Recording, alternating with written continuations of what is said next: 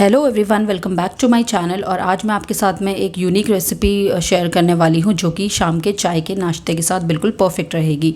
तो इसके लिए हमें चाहिए, सबसे पहले हमने यहाँ पे एक बाउल ले लिया है और इस बाउल में हम ऐड करेंगे आपका कॉर्नफ्लावर।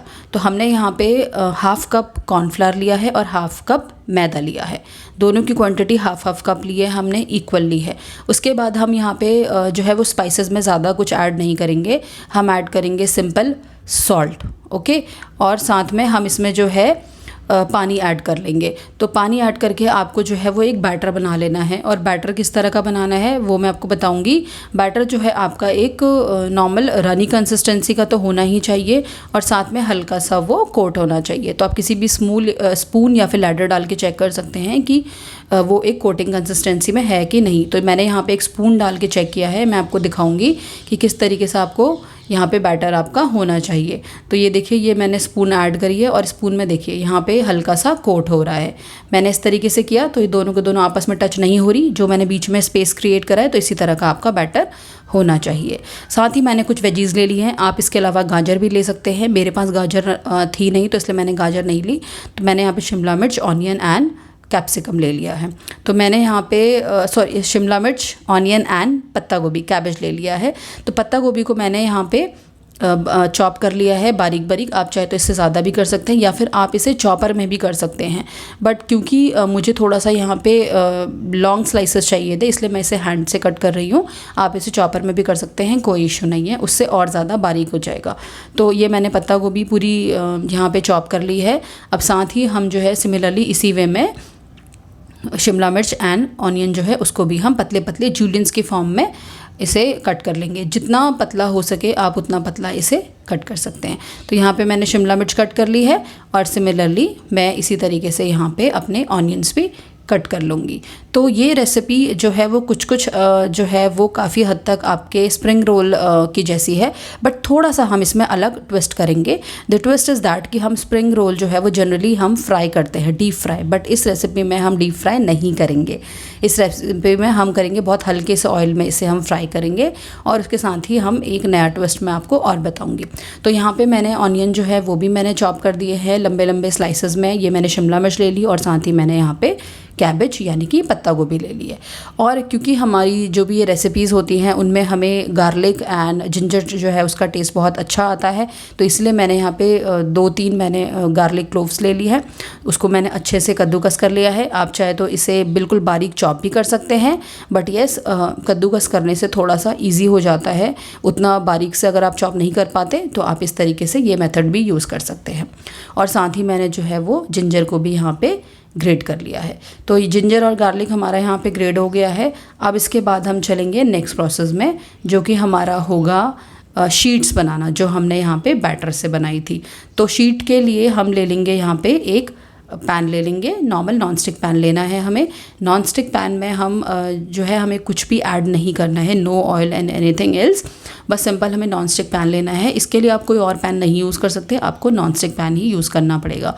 तो नॉन स्टिक पैन जब आपको लगे कि 50% हॉट हो चुका है, गर्म हो चुका है, उसके बाद जो हमने बैटर लिया था उस बैटर की हम एक पतला सा इसमें एक लेयर बना लेंगे। तो हम ऐड करेंगे, इस तरीके से इसे फैला देंगे और जो भी एक्स्ट्रा हमारा बैटर बचा पैन में उसे हम वापस दोबारा अपने कंटेनर में ही ऐड कर लेंगे।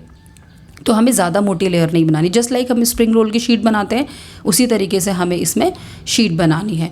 और यहाँ पे आपको कुछ भी इसे पलटना नहीं है, क्योंकि जैसे ही ये पकेगा अपने आप ही ये सारी साइड्स छोड़ने लगेगा। आप देख पा रहे होंगे कि अपने आप ही साइड्स छोड़ने लग गया है, बट अभी क्योंकि पूरा अच्छी तरीके से साइड्स नहीं छोड़ रहा, इसीलिए हमें इसे 1 से 2 मिनट कुक और होने देना है।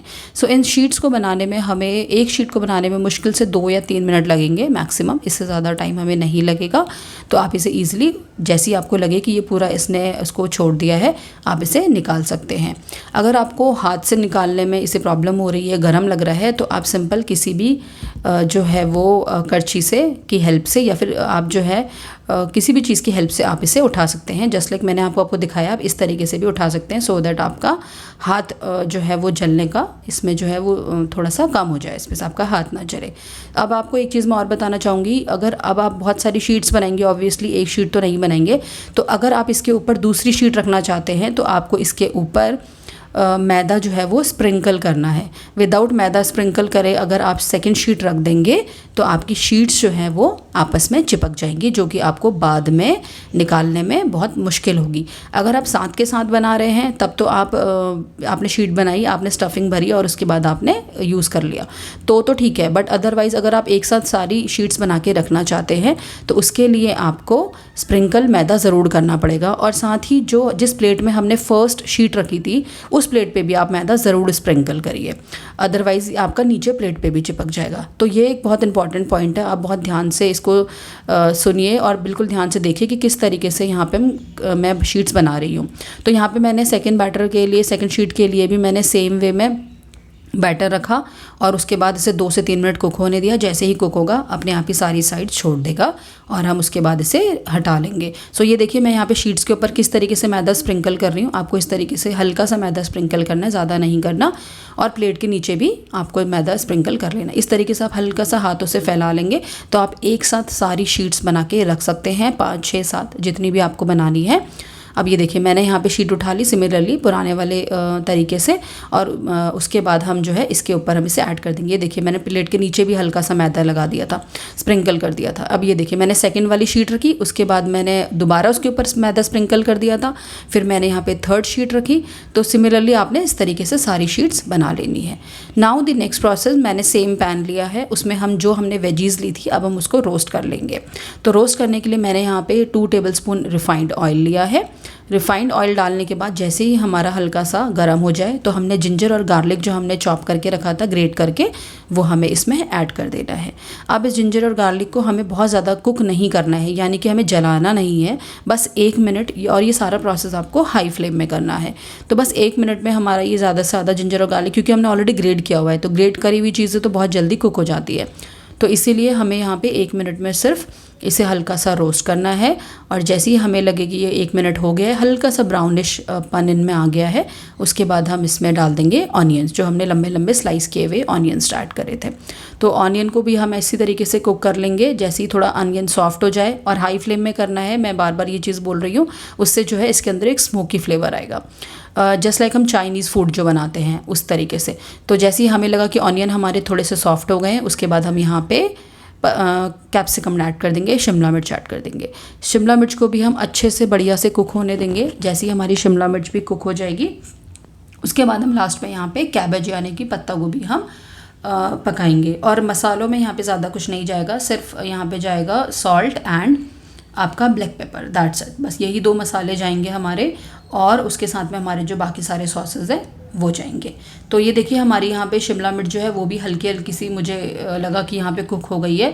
और सब्जियों को बहुत ज़्यादा ओवर कुक नहीं होने देना है, क्योंकि अगर हम ज़्यादा ओवर कुक करेंगे तो जब हम इसे डीप फ्राई करेंगे बाकी पूरे प्रोसेस में तो वहाँ पे भी हल्की सी कुक होंगी। और ये सारी सब्जियाँ ऐसी जो बहुत जल्दी कुक हो जाती है, लाइक ऑनियंस, कैप्सिकम एंड पत्ता गोभी। पत्ता गोभी को थोड़ा सा टाइम लगता है तो इसलिए हम पत्ता गोभी को यहाँ पे थोड़ा सा देर के लिए कुक होने देंगे।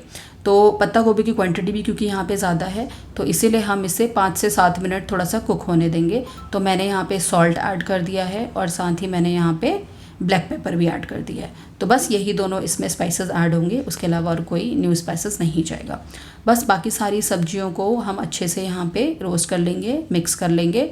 और उसके बाद अब हमारी अब हम ऐड करेंगे इसके अंदर सारे के सारे सॉसेस। तो सॉसेस में हमारे एज़ यूजुअल जो हमारे 3 या 4 तरह के सॉसेस होते हैं सिर्फ वही जाएंगे।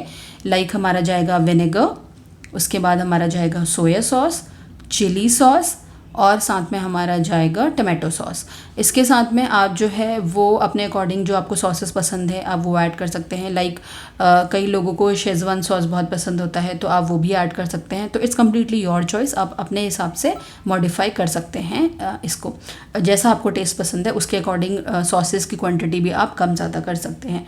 तो बस सारी सॉसेस हमने डाल दी, जस्ट लाइक हम चाउमीन बनाते हैं ना, नूडल्स बनाते हैं तो उसमें हम उसी तरह का हमें थोड़ा सा इसका ये मिक्सचर चाहिए। अब क्योंकि इसमें पत्ता गोभी ऐड करी है तो इसलिए हमें थोड़ा सा इसे कुक होने देना पड़ेगा 5 से 7 मिनट। तो उसके बाद हम इसे कुक होने देंगे, बस थोड़ा सा ये सॉफ्ट हो जाए। तो जैसे ही हमारा 5 से 7 मिनट बाद ये हमारा सॉफ्ट हो गया है, ये देखिए यहाँ पे पत्ता गोभी, शिमला मिर्च सब कुछ हमारा सॉफ्ट हो गया है।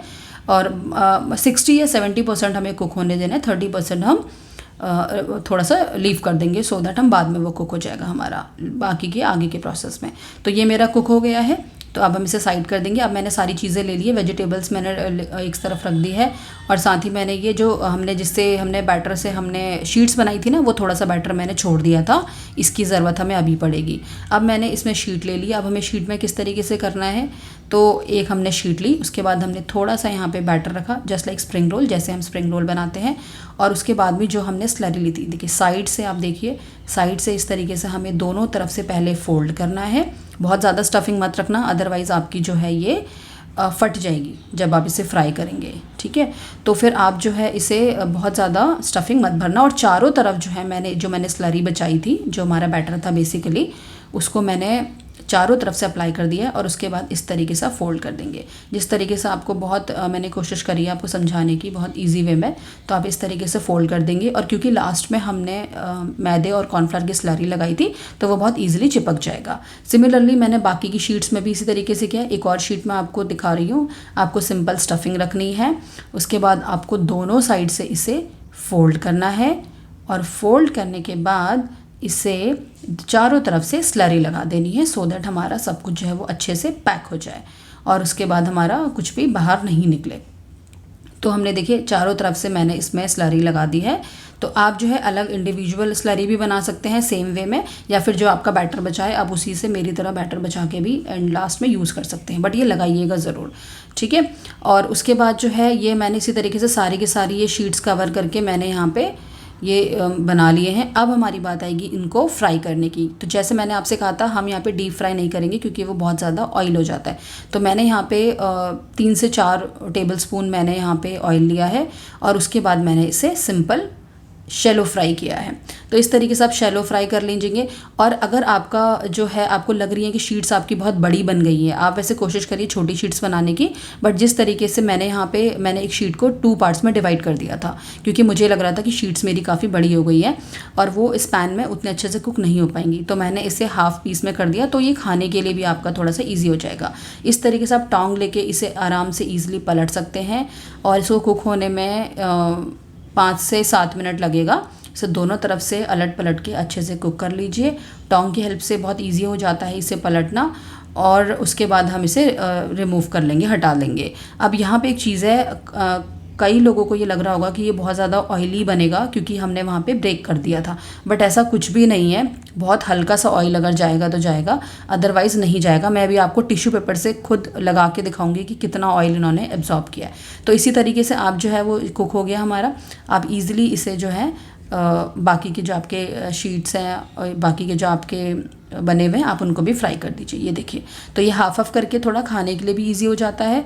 थोड़ा बहुत स्टफिंग अगर बाहर गिरेगी तो आप नेक्स्ट बैच जो आप उसे फ्राई कर रहे हैं उससे पहले उन सबको निकाल लीजिए। सो ये देखिए, ये सारे के सारे मेरे रेडी हो गए हैं। हमारे नाश्ता जो है वो बहुत अच्छा और बहुत टेस्टी बना था। आप इसे सॉस के साथ सर्व कर सकते हैं। और ये देखिए, मैं इसमें आपको टिश्यू पेपर लगा के दिखा रही हूँ कि कम ऑयल एब्जॉर्ब किया है। तो आप इस रेसिपी को ज़रूर बनाइए और मुझे शेयर करिए अपने अनुभव। तो मिलते हैं नेक्स्ट वीडियो में। Till then, bye bye.